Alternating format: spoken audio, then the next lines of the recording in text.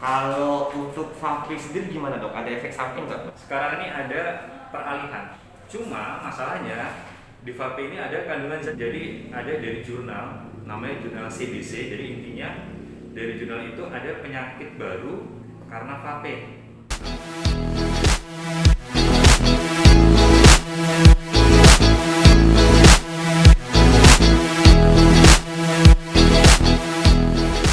Assalamualaikum warahmatullahi wabarakatuh. Jumpa lagi di channel Andik Mesuji, channel yang menampilkan tentang mesuji, keindahan mesuji, UMKM mesuji, pejabat di mesuji, dan semua all about mesuji. Saat ini Mamang lagi ada di rumah sakit umum daerah Kabupaten Mesuji, dan akan ketemu dokter spesialis telinga, hidung, tenggorok, kepala, leher.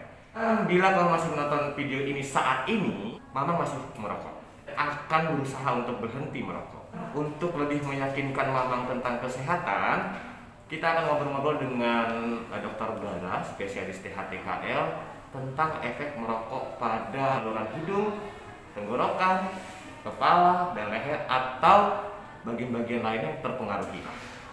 Kita sapa dulu Dr. Bara ya. Assalamualaikum dokter. Waalaikumsalam warahmatullahi wabarakatuh. Sehat dok? Alhamdulillah sehat. Agak ketar-ketir masuk sini. Padahal udah biasa ya, udah pernah kesini kan ya? Tapi kita berusaha untuk menjalankan protokol kesehatan. Sudah cuci tangan, sudah jaga jarak, pakai masker double, ya dok ya? Iya. Nah dok, tema kita kali ini adalah dunia perokokan dok. Hal yang sering orang lakukan adalah merokok tanpa sadar ya dok. Iya. Kadang-kadang refleks ada rokok, diambil rokoknya. Dihisap secara nikmat dok. Terlihat keren dok. Dari sisi ilmu yang dokter tentang telinga, hidung, tenggorokan, ada pengaruh nggak dok antara efek merokok terhadap bidang itu? Iya. Terima kasih mas. Memang pertama kita harus tahu tuh, rokok itu apa gitu. Jadi rokok itu di dalam kandungan rokok mas itu ada sekitar 4.000 hingga 5.000 zat gitu loh. Cuma yang memberikan efek langsung pada kita itu ada 3. Pertama nikotin, yang kedua ada namanya tar, yang ketiga ini namanya gas karbon monoksida. Nah, nikotin itu yang menyebabkan kita ketergantungan. Karena apa? Pada nikotin itu pada saat kita ngisep nanti ada namanya hormon endorfin. Itu nyebabin kita ngerasa fly gitu loh, senang, kemudian ngerasain kita nyaman, lebih fokus. Itu dari si nikotin.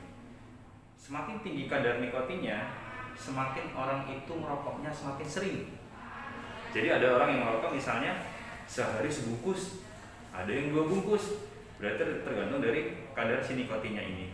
Nah, nikotin ini nanti bisa kita lihat, bisa pakai pertanyaan berapa berat sih kecanduannya, atau meriksa dari kandungan dalam air kencing kita yang nikotin. Yang kedua ini tar. Tar itu bisa dibilang dia nyebabin ke arah kanker nih. Jadi kalau misalnya sampai pernah dengar tuh yang dibungkus rokok ya, yang pernah kita bahas itu, yang pernah kita bahas, yang ada dibolongin di sini dia. Nah, itu penyebabnya dari mana sih? Dari si tar ini. Jadi tar itu bisa kemana-mana. Bisa ke bagian kami itu ada namanya karsinoma laring, kemudian ada karsinoma yang di mulut. Karsinoma itu kayak kanker sih mas, sama ada yang di paru-paru. Itu dari tar. Yang ketiga itu karbon monoksida, asapnya lah. Nah, hebatnya si karbon monoksida ini 200 kali lipat berikatan dengan Hb atau hemoglobin dibandingkan dengan oksigen. Jadi itu yang nyebabin kenapa orang yang merokok bisa ke arah sesek kadang-kadang. Karena oksigennya kurang di tubuh, kebanyakan karbon monoksidanya.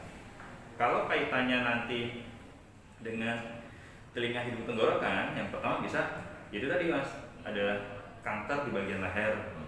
Kemudian ada nanti efek secara nggak langsung. Biasanya pada pasien-pasien nih, ada anak datang, maaf telinganya keluar kayak cairan. Kalau saya bilangnya ini apa kalau bahasa sampean? Conge. Nah benar, conge atau kokoan. Nah itu efek nggak langsungnya dari si rokok. Karena bapaknya merokok, kemudian nanti anaknya itu kena hisap, hisapnya nggak secara langsung loh. Jadi hisap itu merokok itu ada dua, pasif, aktif. Aktif itu kita merokok sendiri. Yang pasif itu ada dua, tangan kedua, tangan ketiga. Yang tangan kedua lingkungan sekitar sampean waktu merokok. Yang tangan ketiga itu orang di rumah yang nggak kena asap rokok tapi masih dapat sisanya di baju, di badan, dari situ sih. Oh gitu ya dok ya. Dok, ini secara orang nggak ngerti kesehatan ya dok ya, bukan ahli kimia juga. Iya. Secara logika begini ya dok ya, ketika kita merokok ya dok, di gabus rokok itu ada coklat-coklat. Nah, untuk di saluran nafas kita ini dok, itu berpengaruh nggak dok ketika dari kita ngisep langsung aja dari cairan coklat ya, ada kayak coklat-coklatnya. Untuk di saluran nafas kita ini berpengaruh nggak dok itu dok? Apa itu kotoran yang lengket, nempel di sini, apa gimana tuh dok? Ya. Secara ilmu medis sederhananya dok. Jadi kalau kita gampangnya sih asapnya itu dari yang si karbon monoksida tadi mas. Bayangin aja di gabusnya itu ada coklat ya. Gimana di saluran nafas kita? Itu pun ada. Jadi di tubuh kita ada namanya silia. Silia itu kalau ibaratnya kayak sapu lah. Jadi sapu nanti geraknya gitu. Jadi setiap ada yang masuk, dia berusaha gerakin keluar. Nah, si asapnya itu bisa nyebabin gangguan di silianya ini. Kalau silianya keganggu, otomatis pertahanan tubuhnya keganggu, makanya dia bakal sering sakit. Kalau yang di ijunya di itunya aja seperti itu pasti dalamnya ya hampir sama, cuma kan nggak kelihatan aja sih mas. Hampir sama seperti itu. Siap, terima kasih dok. Kemudian dok, pertanyaan lanjutan dok, banyak orang yang pengen berhenti merokok dok. Banyak, termasuk saya juga pengen berhenti merokok dok. Cuman susahnya, alhamdulillah, astagfirullahaladzim. Dan teman-teman kesehatan juga banyak, termasuk dokter juga yang ngasih sedikit saran lah untuk saya, karena kita yang mengatur tubuh kita sendiri. Hak kita untuk menentukan kita mau merokok atau tidak.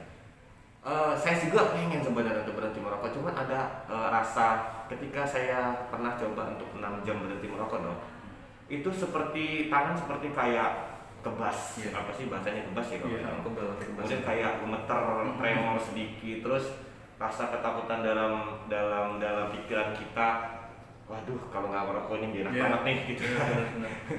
Nah, apa dok yang menyebabkan hal itu terjadi dok? Tangan basah, keringetan, pikiran nggak enak, terus tuh napas juga ini semakin pendek gitu kalau kita nggak merokok. Secara medis itu apa yang terjadi dok ketika kita berhenti merokok?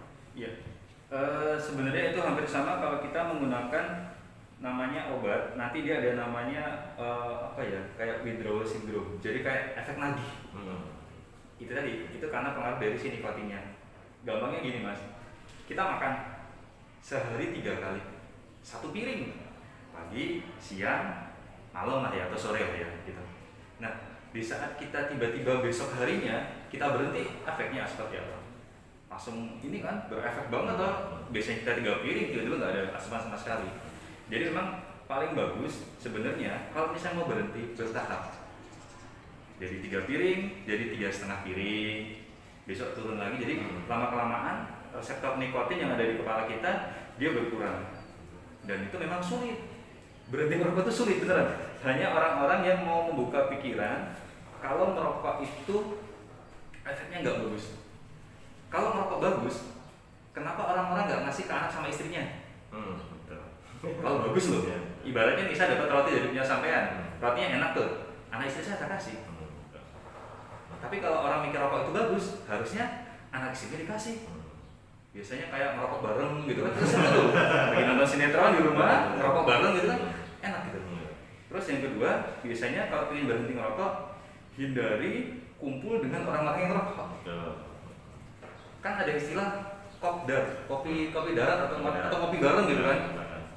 Kalau ngopi, ngerokok nggak? Pasti dok. Nah iya. Ya ngerokok pasti. Jarang ada orang, kita acara ngerokok bareng yuk, itu nggak ada. Pasti ngopi, temennya rokok, biasanya seperti itu. Kemudian paling nggak hal-hal yang berkaitan dengan rokok itu misalnya gini mas, di rumah kan masih ada sisa-sisa bau-bau asap tuh, itu diberesin. Kalau diberesin harapannya kita nggak bisa mencium itu lagi, harapannya keinginannya berkurang banyak. Olahraga, teorinya gampang, cuman sulit beneran. Saya pun jarang olahraga, jadi sulit buat salah satunya meningkatkannya itu sulit sih mas. Tapi sulit itu bisa asalkan punya kemauan yang kuat ya dok ya, dari diri sendiri dan dari faktor lingkungan ya dok. Bener. Keluarga, kawan-kawan. Dok, secara rokok ini kan kaitan dengan industri dok. Iya. Industri ini saya hampir 12 tahun di industri rokok dok. Oh, keren. Ahli ini pak. Ini dengan sumber rokok nih. Sebenarnya salah satu tujuan saya untuk membuat video ini adalah sebagai apa ya dok, menebus rasa kesalahan saya ketika saya dengan bangganya mengajak teman-teman generasi muda untuk merokok ketika saya sebagai marketing rokok.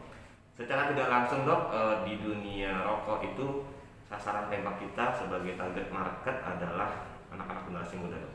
Meskipun kita tahu itu tidak baik untuk kesehatan dengan peringatan pemerintah melalui Kemenkes yang tercantum di logo rokok dan dicantumkan lagi di PP 109 pemerintah, peraturan pemerintah.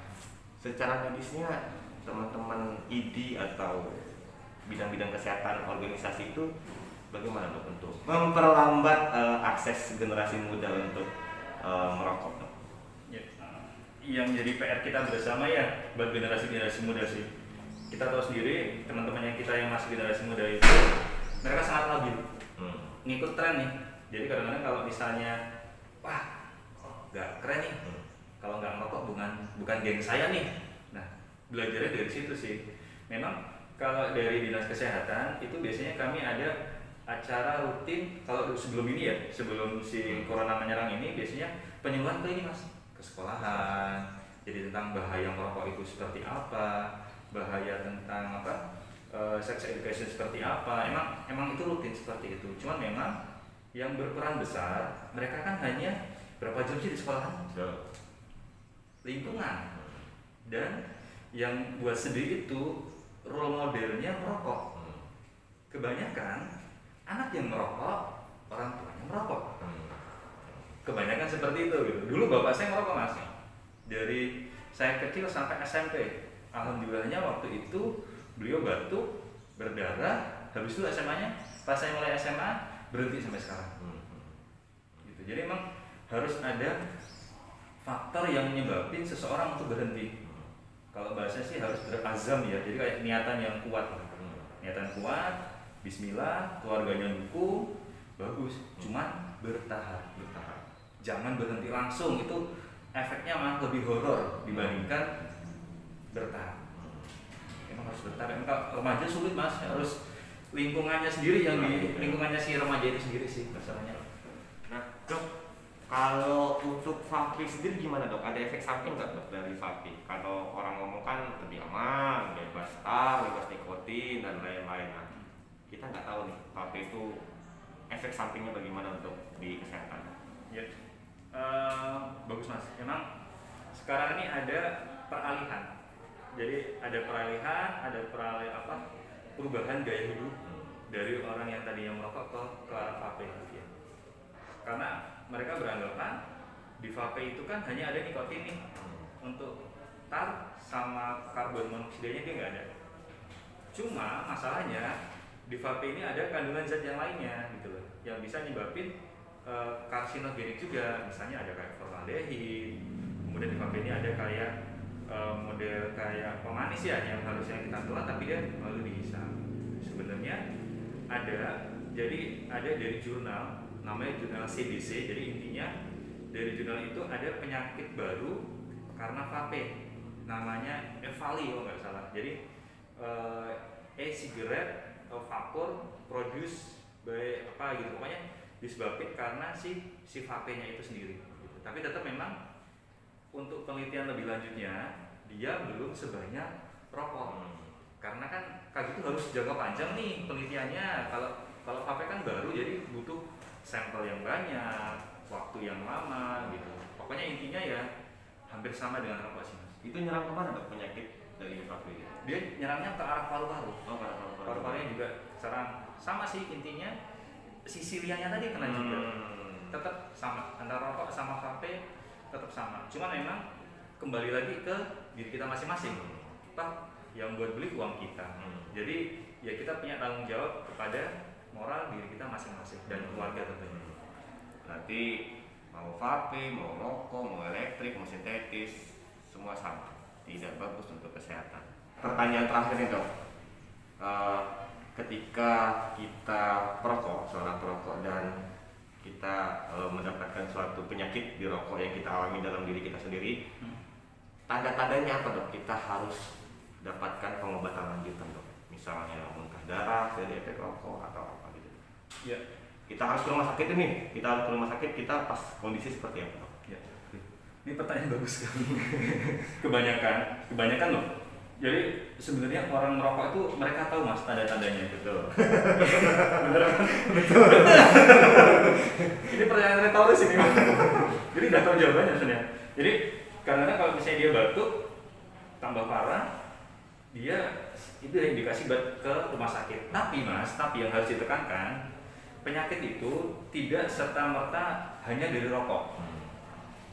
Ada yang lain yang mempengaruhi. Misalnya gini, taruhlah cara gampangnya ya, sampean buat roti. Kalau misalnya hanya tepung aja, jadi nggak rotinya?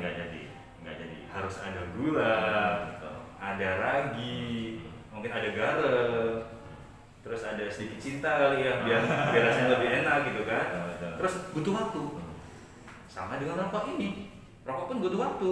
Bisa jadi orang itu ngerokok, cuman gaya hidupnya bagus, makannya bagus, olahraganya bagus, tidurnya bagus, yang nggak bakal timbul gitu. Walaupun itu faktor bisa menyebabkan. Tapi kalau misalnya ini berkaitan semuanya, itu bisa.